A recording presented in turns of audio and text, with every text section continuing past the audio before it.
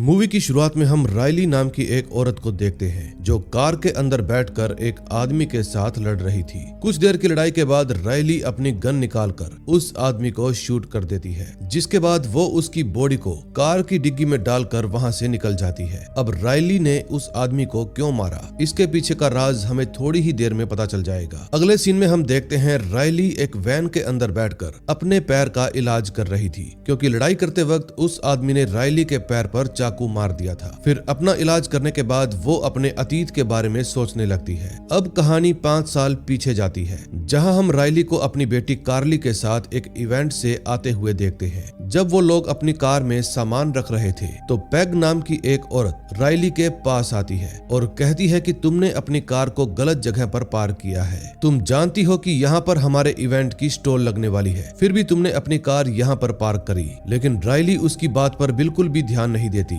इसलिए पैग गुस्से में आकर उसको बुरा भला कहने लगती है। फिर वहां से जाने के बाद रायली की बेटी उसको कहती है कि आपको उस औरत का मुंह तोड़ देना चाहिए था, क्योंकि उसने आपको बहुत बुरा भला कहा। ये बात सुनकर रायली कहती है कि बेटा, हमें किसी के साथ भी लड़ाई नहीं करनी चाहिए, क्योंकि लड़ाई में किसी का भी फायदा नहीं होता। तुम इस बात को भूल जाओ। और इतना कहने के बाद रायली अपनी बेटी को कार में बैठाकर सीधा कार रिपेयर शॉप पर पहुंच जाती है, जो कि उसके पति क्रिस की थी। फिर वो अपनी बेटी को क्रिस के पास छोड़कर अपने काम पर निकल जाती है। अगले सीन में हम देखते हैं रायली के पास उसका बॉस आता है और कहता है कि आज ऑफिस में बहुत सारा काम है, शायद तुम्हें आज ओवर टाइम भी करना पड़ सकता है। ये बात सुनकर रायली उसको कहती है, सर आज मेरी बेटी का जन्मदिन है, मुझे शाम को घर पर जल्दी जाना होगा। लेकिन उसका बॉस उसको इस बात की इजाजत नहीं देता और कहता है कि मैं कुछ भी नहीं जानता, अब तुम्हें ही इस ऑफिस को संभालना होगा। और इतना कहकर वो वहां से चला जाता है। तभी हम क्रिस को देखते हैं जो अपने दोस्त मिकी से बात कर रहा था।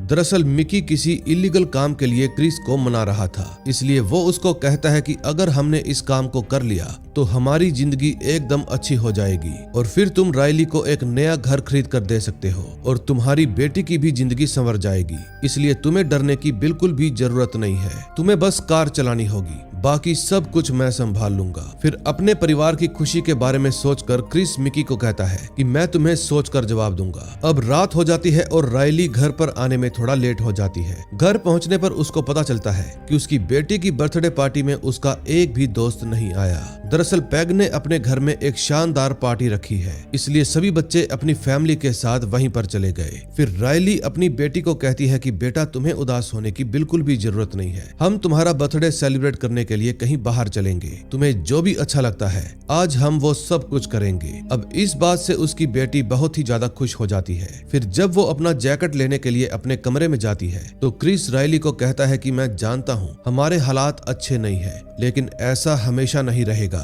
मैं तुमसे वादा करता हूँ कि हमारी आगे आने वाली लाइफ बहुत ही अच्छी होगी। फिर अपनी फैमिली के साथ घूमने जाने से पहले क्रिस मिकी को फोन करता है, लेकिन वो अपना फोन उठाता ही नहीं। इसलिए क्रिस उसको एक वॉइस मैसेज भेजता है कि मैं तुम्हारा उस काम में साथ नहीं दूंगा, मुझे नहीं लगता कि वो काम करके मेरी लाइफ सुधरेगी, मैं अपने परिवार की खुशी के लिए कोई दूसरा काम ढूंढ लूंगा। और इतना कहने के बाद वो वॉइस मैसेज सेंड कर देता है। फिर वो अपनी फैमिली के साथ कार में बैठकर जाने लगता है। तभी हम कोटेज नाम के एक आदमी को देखते हैं जो उन लोगों पर नजर रखे हुए था। उनके जाने के बाद कोटेज अपने बॉस ग्रेसिया को फोन करके कहता है कि हमने दूसरे आदमी को ढूंढ लिया है, अब बताइए उसके साथ क्या करना है। फिर ग्रेसिया जवाब देता है कि मौका मिलते ही तुम सभी को खत्म कर दो। और इतना कहने के बाद वो फोन काट देता है। अब दोस्तों, ग्रेसिया क्रिस को क्यों मारना चाहता है, इसके पीछे का राज हमें आगे पता चलेगा। अगले सीन में हम देखते हैं कार्ली अपनी फैमिली के साथ खूब मस्ती कर रही थी। तभी जब वो सभी लोग आइसक्रीम खाने के लिए एक दुकान पर जाते हैं तो वहाँ पर कोटेज के भेजे हुए 3 गुंडे आते हैं और मौका मिलते ही वो क्रिस की फैमिली के ऊपर गोलियां बरसाना शुरू कर देते हैं। इस हादसे में कार्ली और क्रिस मारे जाते हैं, लेकिन किस्मत से रायली बच जाती है। लेकिन ऐन मौके पर पुलिस वहां पर आ जाती है और उनको हॉस्पिटल में भर्ती करवा देती है। अब इस केस को 2 सीनियर ऑफिसर संभाल रहे थे,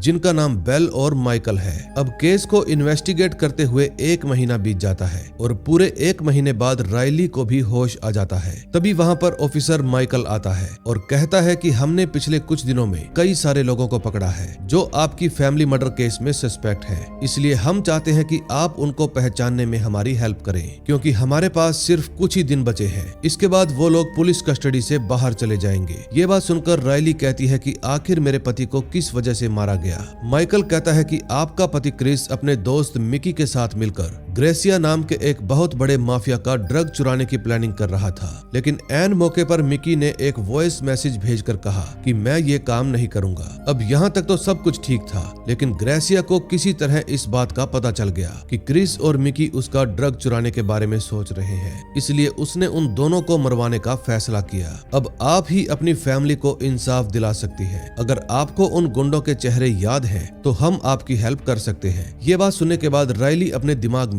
हादसे वाली रात को याद करने लगती है। उसको उन तीनों गुंडों के चेहरे अभी भी याद थे, इसलिए वो माइकल को कहती है कि मैं उनको पहचान लूंगी। अगले सीन में हम देखते हैं पकड़े हुए उन सभी क्रिमिनल्स को एक कमरे के अंदर लाया जाता है। फिर रायली उन तीनों गुंडों का चेहरा पहचान लेती है जिन्होंने उसके परिवार को मारा था, और अब पुलिस भी उन तीनों के ऊपर कोर्ट केस फाइल कर देगी। तभी कुछ देर बाद बेल और माइकल आपस में बातें करते हैं। बेल माइकल को कहता है कि तुम अच्छे से जानते हो ग्रेसिया कितना खतरनाक आदमी है। उसने पहले भी बहुत सारे लोगों की जान ली है, और यही नहीं, उसके कई सारे साथी पुलिस डिपार्टमेंट में भी मौजूद हैं। मैं तुम्हें एक मुफ्त की सलाह देता हूँ, रायली के केस पर ज्यादा ध्यान देने की जरूरत नहीं है। जैसे चल रहा है चलने दो। अगर तुम चाहते हो कि तुम्हारी जान सुरक्षित रहे तो इस केस से ज्यादा उम्मीदें मत लगाना, इसी में हम सब की भलाई है। अब माइकल भी बेल की ये बात मान लेता है। अगले सीन में हम रायली को देखते हैं। इस समय वो अपने घर का सारा सामान पैक कर रही थी। सामान पैक करते समय रायली रोना शुरू कर देती है, क्योंकि उसको बार बार अपनी फैमिली की याद आ रही थी। तभी वहाँ पर एक लॉयर आता है जिसका नाम हेंडरसन था। वो रायली को कहता है कि तुम अपने केस से पीछे हट जाओ, इसी में तुम्हारी भलाई है। दरअसल हेंडरसन उन तीनों गुंडों का केस संभाल रहा है, और वो यहाँ पर आकर रायली को बहुत सारे पैसे भी देने की कोशिश करता है कि तुम फिर से अपनी नई जिंदगी शुरू कर लो। लेकिन ये बात सुनकर रायली को गुस्सा आ जाता है और वो उन सबको घर से बाहर जाने के लिए कहती है। तभी हेंडरसन की नजर रायली की दवाइयों पर पड़ती है। फिर वो उस पर चिल्लाते हुए कहता है कि तुम ये केस हार जाओगी, क्योंकि मैं कोर्ट के अंदर तुम्हारी दिमागी दवाइयों को लेकर सवाल उठाऊंगा। लेकिन रायली उसकी इस धमकी पर ज्यादा ध्यान नहीं देती। तभी कुछ दिनों बाद हम रायली को कोर्ट रूम के अंदर देखते हैं। फिर वहाँ पर हेंडरसन रायली की दवाइयों को लेकर सवाल उठाता है कि ज्यादा दवाइयाँ खाने की वजह से रायली का दिमाग खराब हो गया है और उसको कुछ ठीक से याद भी नहीं रहता। उसने मेरे तीनों क्लाइंट्स पर मर्डर का झूठा इल्जाम लगाया है। अब रायली अंदर से इतनी फ्रस्ट्रेट हो चुकी है कि वो किसी भी इंसान पर अपने परिवार के मर्डर का इल्जाम डालना चाहती है। हेंडरसन की बातों पर गौर करने के बाद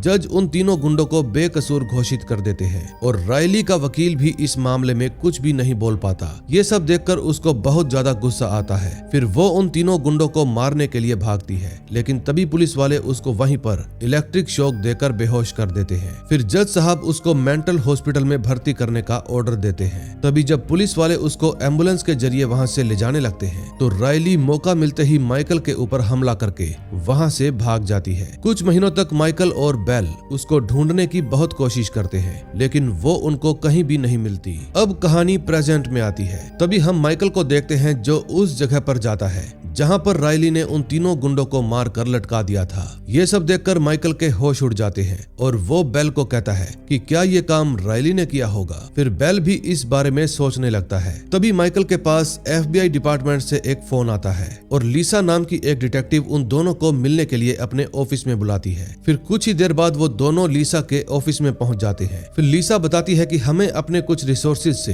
रायली के बारे में कुछ पता चला है कि एम्बुलेंस से भागने के कुछ दिनों बाद उसने एक ATM से $55,000 की चोरी की, और फिर वो अचानक से कहीं पर गायब हो गई। हमें ये भी पता चला है कि वो पिछले 3 महीने में अलग अलग शहरों के अंदर जाकर किसी न किसी चीज की ट्रेनिंग लेती रही है, और कुछ दिनों पहले उसको हमारे ही शहर में देखा गया है। वो एक गन शॉप में जाकर कुछ खतरनाक वेपन्स चुरा रही थी। मेरे हिसाब से वो अपना पुराना बदला लेने के लिए ही वापस आई है, और शहर के अंदर जो भी मर्डर्स हो रहे हैं उनके पीछे भी उसी का हाथ होगा। अब वो उस हर इंसान को मारेगी जिसने उसके साथ गलत किया था। अगले सीन में हम देखते हैं रायली उसी जज के घर पर जाती है जिसने उसके केस पर फैसला सुनाया था। वो जज को कहती है कि तुम जैसे लोग शहर के अंदर करप्शन को बढ़ावा देते हो, तुम्हारी वजह से ही मुझको इंसाफ नहीं मिल पाया, लेकिन अब तुम्हें तुम्हारे बुरे कर्मों की सजा मिलेगी। ये सब सुनकर जज घबराने लगता है। फिर रायली उसको कुछ देर टॉर्चर करने के बाद घर से चली जाती है। फिर बस में आकर वो अपने पास से एक फोन निकालती है जिसका बटन दबाते ही जज के घर पर बहुत बड़ा धमाका होता है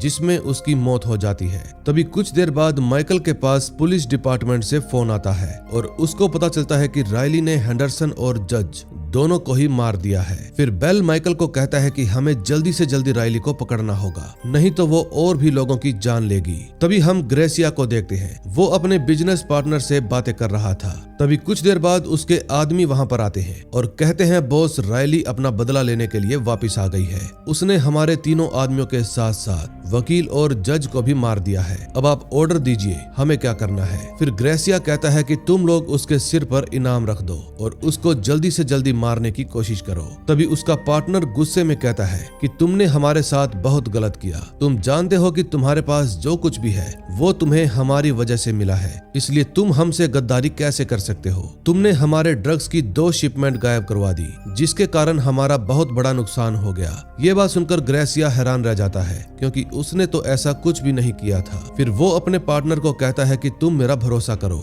मैंने तुम्हारी कोई भी शिपमेंट गायब नहीं करी है, जरूर ये काम किसी और का होगा। और ये बात सुनने के बाद उसका पार्टनर उसको आखिरी वार्निंग देकर चला जाता है। अगले सीन में हम रायली को देखते हैं। वो बस में बैठकर कहीं पर जा रही थी। तभी उसकी नजर अपनी साथ वाली सीट पर पड़ती है जहाँ पर एक बच्चा अपने पिता के साथ बैठा हुआ था। फिर रायली उसको एक खिलौना देते हुए कहती है कि मुझे तुम्हारे पिता की हालत ठीक नहीं लग रही। फिर वो बच्चा जवाब देता है कि मेरे पापा बहुत दारू पीते हैं, लेकिन आपको चिंता करने की जरूरत नहीं है, मैं उनको संभाल लूंगा। फिर जब वो शराबी आदमी अपने बच्चे के साथ बस से उतरकर एक स्टोर के अंदर जाता है तो रायली भी उसका पीछा करते करते वहां पर पहुंच जाती है। फिर वो उस आदमी पर गन तानते हुए कहती है कि अब से तुम कोई भी गलत काम नहीं करोगे, तुम्हें अपने बेटे का ठीक से ख्याल रखना होगा और अगर तुमने फिर से कोई गलत काम किया तो मैं तुम्हें ढूंढ कर तुम्हारी जान ले लूंगी। फिर वो स्टोर के मालिक के पास जाती है और उसको कुछ पैसे देने के बाद उसकी कार लेकर स्टोर से चली जाती है। अगले सीन में हम मार्विन नाम के एक आदमी को देखते हैं। वो ग्रेसिया का खास आदमी था। जितना भी इलीगल पैसा ग्रेसिया अपने धंधे में बनाता था उसको संभालने का काम मार्विन ही करता है।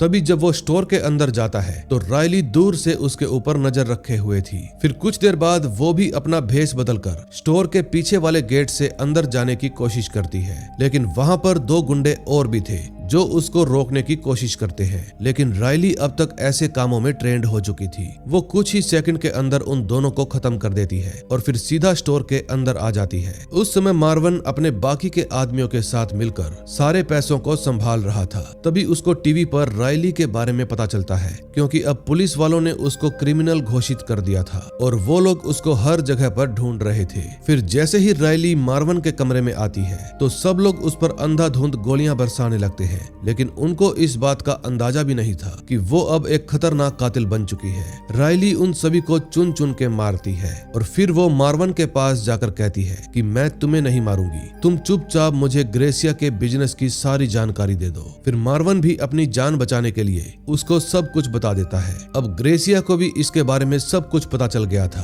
फिर वो मार्विन पर बहुत गुस्सा होता है, जिसके बाद वो अपने दूसरे आदमी को कहता है कि तुम लोग जितना जल्दी हो सके रायली को खत्म कर दो, नहीं तो वो हम सब के लिए मुसीबत बन जाएगी। दूसरी तरफ माइकल और बेल वो दोनों भी स्टोर पहुंच जाते हैं और वहां पर जाकर छानबीन करते हैं। छानबीन के दौरान उनको पता चलता है कि रायली ने स्टोर से जाते वक्त ग्रेसिया के सारे पैसों को जला दिया था। माइकल कहता है कि मुझे नहीं लगता कि ये सब रायली ने किया होगा। फिर बेल भी उसको यही समझाने की कोशिश करता है कि ये सब रायली ने ही किया होगा। तभी माइकल बेल को कहता है कि मैं डिपार्टमेंट की हेल्प से ग्रेसिया की लोकेशन का पता लगाने की कोशिश करता हूँ ताकि उसके जरिए हम आसानी से रायली तक पहुंच सके, क्योंकि जैसे ही वो ग्रेसिया को मारने के लिए आएगी हम उसको पकड़ लेंगे। ये सारी बात सुनने के बाद बेल माइकल को कहता है तुम जरा होशियार रहना, इसमें तुम्हारी जान को भी खतरा हो सकता है। फिर माइकल कहता है तुम मेरी चिंता मत करो, मैं सब कुछ संभाल लूंगा। अगले सीन में हम ग्रेसिया को देखते हैं जिसने मार्विन को मार दिया था, क्योंकि उसकी वजह से ही रायली को ग्रेसिया के बिजनेस के बारे में पूरी जानकारी पता चल गई।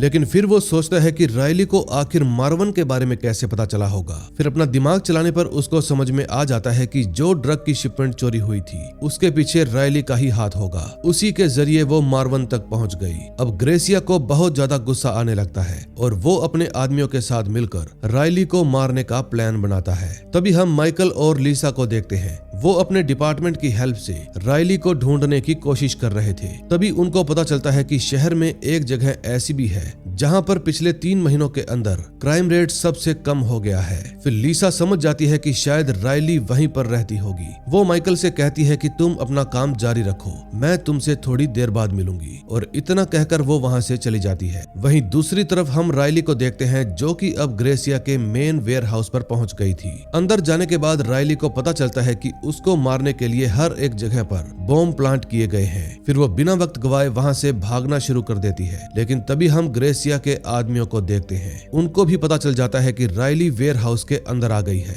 इसलिए वो तुरंत बॉम्ब का बटन दबा देते हैं, जिसके कारण पूरा वेयर हाउस तबाह हो जाता है। लेकिन रायली धमाके में बच जाती है क्योंकि वो वक्त रहते एक छोटे से अंडरग्राउंड चैम्बर में घुस गई थी। फिर थोड़ी देर बाद वो चैम्बर के जरिए बाहर पहुंच जाती है और वहां से एक आदमी की कार चुराकर ग्रेसिया के लोगों का पीछा करने लगती है। दूसरी तरफ ग्रेसिया को भी अपने आदमियों के जरिए पता चल जाता है कि रायली धमाके में मारी गई। फिर वो बहुत ज्यादा खुश हो जाता है और अपने आदमियों को कहता है तुम लोग तुरंत यहाँ पर आ जाओ। फिर जब वो रास्ते में आगे बढ़ने लगते हैं तो उनको वहाँ पर एक कार खड़ी दिखाई देती है। फिर जैसे ही वो लोग अपनी कार रोकते हैं, रायली उनमें से एक आदमी को मार देती है और दूसरे को घायल करके कहती है मुझे ग्रेसिया के पास लेकर चलो। फिर कुछ देर बाद वो लोग रायली को उसके घर पर ले जाते हैं। तभी ठीक उसी वक्त रायली कार से उतरकर उन सभी लोगों को मारते हुए घर के अंदर आ जाती है। फिर जैसे ही वो ग्रेसिया को मारने लगती है तो उसके सामने ग्रेसिया की बेटी आ जाती है। फिर उसको देखकर रायली को अपनी बेटी की याद आने लगती है और इस बात का फायदा उठाकर ग्रेसिया रायली पर हमला कर देता है और अपनी बेटी को लेकर वहां से भाग जाता है।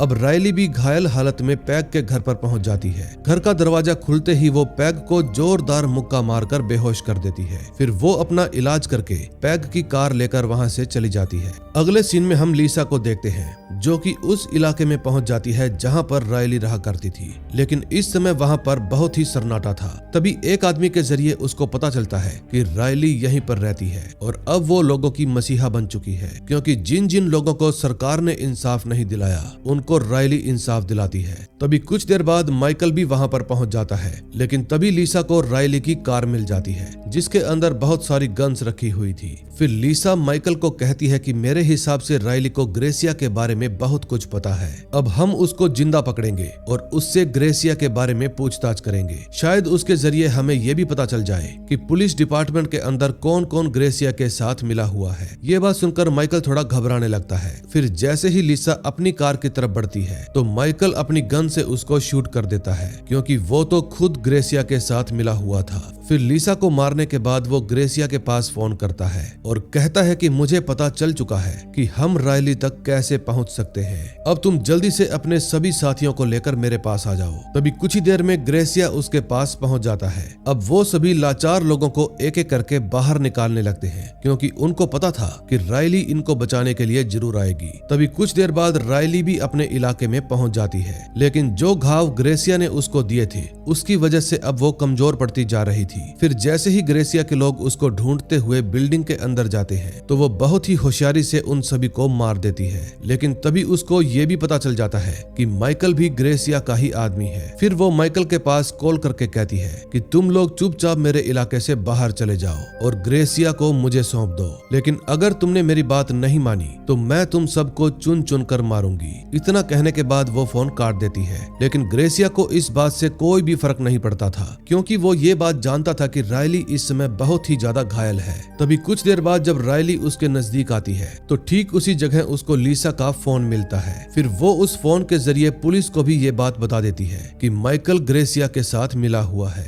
और यही नहीं, वो पुलिस वालों को अपनी लोकेशन भी बता देती है। फिर जैसे ही ये बात बेल को पता चलती है वो अपनी पूरी टीम को साथ लेकर तुरंत वहां के लिए निकल पड़ता है। अगले सीन में हम ग्रेसिया को देखते हैं जो कि बहुत ही ज्यादा गुस्से में था। फिर वो वहाँ पर रहने वाली एक लड़की को पकड़ लेता है और रायली को धमकी देते हुए कहता है कि अगर तुम बाहर नहीं आई तो मैं इस लड़की को मार डालूंगा। अब रायली के पास कोई भी दूसरा रास्ता नहीं था, इसलिए वो ग्रेसिया के सामने आ जाती है। फिर उन दोनों के बीच थोड़ी बहुत बातचीत होती है और फिर उसके बाद ग्रेसिया रायली को मारना शुरू कर देता है। लेकिन तभी वहाँ पर पुलिस पहुंच जाती है। तभी ग्रेसिया को लगता है कि पुलिस वालों को माइकल ने बुलाया है, इसलिए वो माइकल को गोली मार देता है और वहाँ से भागने लगता है। फिर रायली भी उसका पीछा करने लगती है। फिर थोड़ी देर बाद वो ग्रेसिया को पकड़ लेती है, लेकिन जैसे ही उसको शूट करने लगती है, बेल वहाँ पर आ जाता है और कहता है कि तुम इसको मत मारो, हम इसको इसके गुनाहों की सजा जरूर दिलवाएंगे, प्लीज तुम मुझ पर भरोसा करो। लेकिन रायली उसकी बात नहीं सुनती और बिना वक्त गवाए सीधा ग्रेसिया के भेजे में गोली मार देती है। अब ये सब देखकर पुलिस वाले उस पर हमला कर देते हैं, लेकिन बेल उनको फायरिंग करने से रोकता है।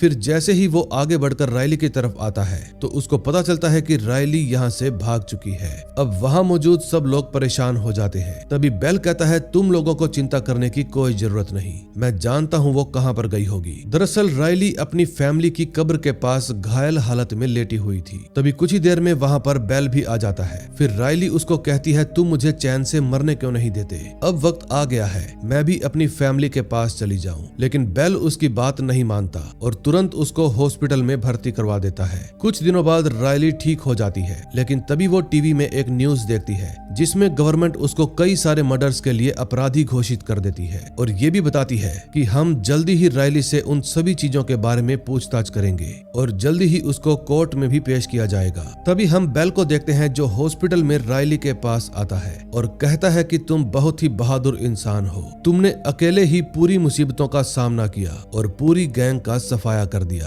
तुम्हारी वजह से ही हमें ग्रेसिया के सभी गलत धंधों के बारे में भी पता चला। अब तुमने जितने भी लोगों को मारा है वो सब इसी के लायक थे, तुम एक अच्छी जिंदगी जीने की हकदार हो। इतना कहने के बाद बेल रायली के हाथों में हथकड़ी की चाबी देकर वहाँ से चला जाता है। फिर चाबी की हेल्प से रायली अपनी हथकड़ियां खोलती है और वहाँ से भाग जाती है ताकि वो अपनी लाइफ की नई शुरुआत कर सके। और इसी के साथ इस मूवी का एंड हो जाता है। दोस्तों अगर आपको ये मूवी अच्छी लगी हो तो प्लीज वीडियो को लाइक करके चैनल को सब्सक्राइब कर दें और बेल आइकन दबाना बिल्कुल भी मत भूलना। दोस्तों आजकल वीडियो के नीचे एक नई ऑप्शन आती है हाइप, इसलिए हाइप भी जरूर किया करो ताकि वीडियो को पुश मिल सके। हम मिलेंगे आपसे ऐसी ही और मजेदार मूवी के साथ। Till then bye bye.